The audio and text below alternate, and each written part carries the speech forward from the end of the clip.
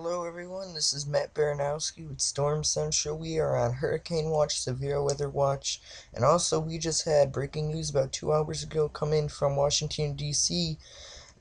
or not Washington, D.C., Virginia area, I believe around Richmond, that they did have an earthquake centered around Richmond area, a 5.8, 5.9 earthquake. Now, as I believe, no structural damage has been occurred. There has been around the Washington, D.C. Cathedral, I believe, with some bricks and sand falling, possibly. But I do not have any major breaking news that anything has been destroyed. There has been mandatory evacuations out of Washington, D.C. For many of the major buildings, including the Pentagon in there. This thing was felt from all the way from Chicago to the UP in Michigan, all the way down to Martha's Vineyard, Atlanta area is where I'm getting reports from. This is from CNN mostly, and we have been covering on mostly the hurricanes, so we have not been on that yet. But I did write a quick update on that, and we will have that posted momentarily. Alright, now, so we're going to take a look at Storm Prediction Center.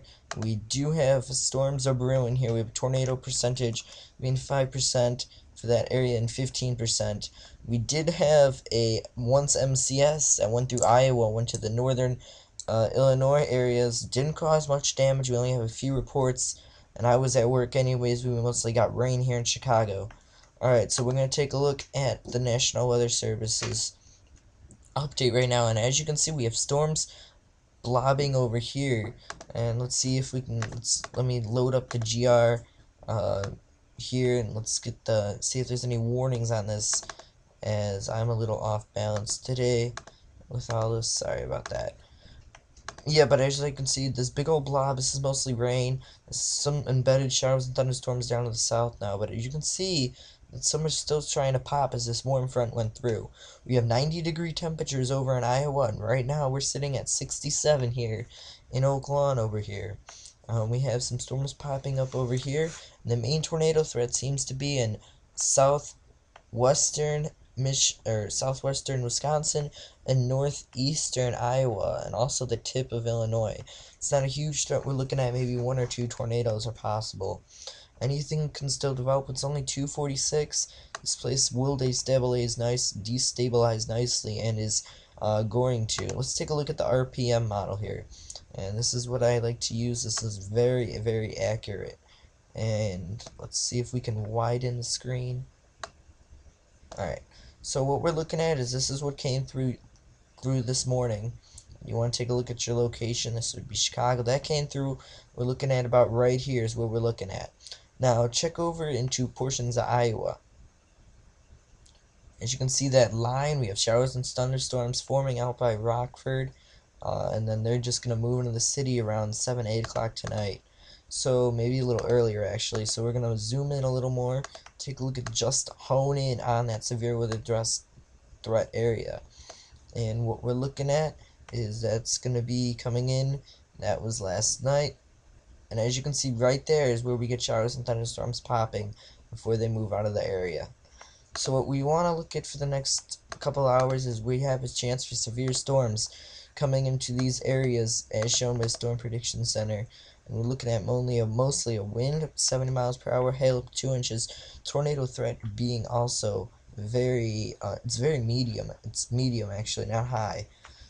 But tomorrow looks to be even more of a bigger threat as this moves east. We have the cold front coming on in, and all these temps will be going into the 90s by tomorrow. We're looking at already 30% hatched area for these areas. We could have some really good severe storms coming on tomorrow. But I want to wait for the latest update to be at 8 o'clock tonight. Then the model runs to come in at 11, so we get the latest here. I like this model right here. It shows like very accurate, as I do not have GR at the moment. Alright, now we're going to switch to the National Hurricane Center here. And let me just type that in, get that going. And here's what we're looking at. We're looking at Tropical Storm Irene, and she's a Cat 2, located around 20.6 north, 70.6 west. This is as of the latest update. We have a 978 millibars. We're looking at 85 knots, 98 miles an hour, so that'd make it a 100-mile-an-hour hurricane. Cat 2, and we're looking at 969 nautical miles to the south-southeast from Cockburn Town, Kirks and Caicos Islands. So that's what we're looking at right now. She is moving, I believe, west northwest, if not just due west at the moment. She's been fluctuating lately, so that's why I've been cautious on what we're gonna say here. Alright, so once again, we are moving, just to make sure we are moving. Let's take a look. Excuse me here, guys, we're unprepared. We're moving west-northwest, I was correct. Now here's the track as by the National Hurricane Center, and then I'll show you mine. It's very similar. We already have hurricane warnings out for the Bahamas, the Turks and Caicos Islands. So major Cat 3 or above may strike these areas.